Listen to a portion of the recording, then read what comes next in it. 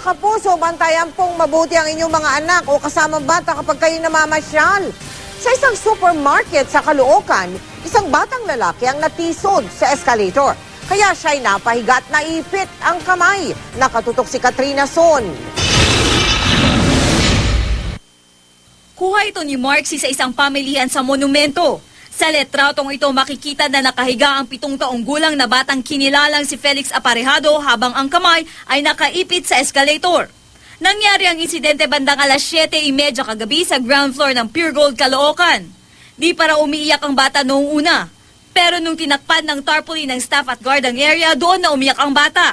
Nagbabakasyon lang daw ang bata sa kaanak dito sa Maynila. Kwento ng kanyang tiyahin, ipinapasyal niya ang kanyang mga anak at mga pamangkin sa naturang commercial center para maglaro sa funhouse doon. Iniwan lang daw niya saglit para magbanyo. Pero laking gulat daw niya nang pagbalik ay makita ang pamangkin na nakahiga sa escalator at ipit ang kamay. Ayon daw sa kanyang anak na kasama ni Felix, nataliso dito habang bumababa ng escalator. Ang inaano ko lang po, bakit po walang gwardiya roon? Kung may gwardiya yung araw na yun, doon sa escalator, matatayo niya yung pamangking ko. Hindi mangyayari yung ganun. Di ba po? Reklamo pa niya, sobrang tagal din daw ang pag-rescue sa kanyang pamangkin. Inabot raw ng 3 oras bago naalis ang kamay ng kanyang pamangkin sa pagkakaipit. Pinabulaan na naman ito ng OIC ng security ng naturang pamilihan.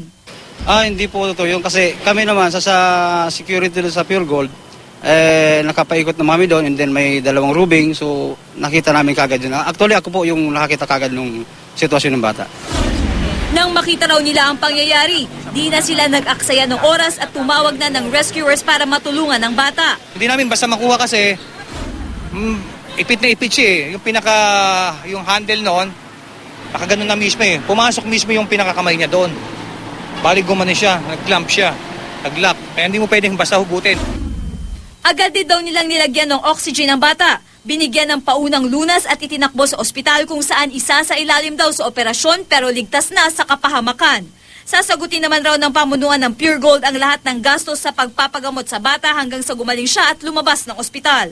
Pero paalala rin nila sa mga magulang na bantayan ng mga bata at mag-ingat tuwing sasakay ng escalator para maiwasan ang ganitong insidente. Katrina Son, Nakatutok, 24 Oras.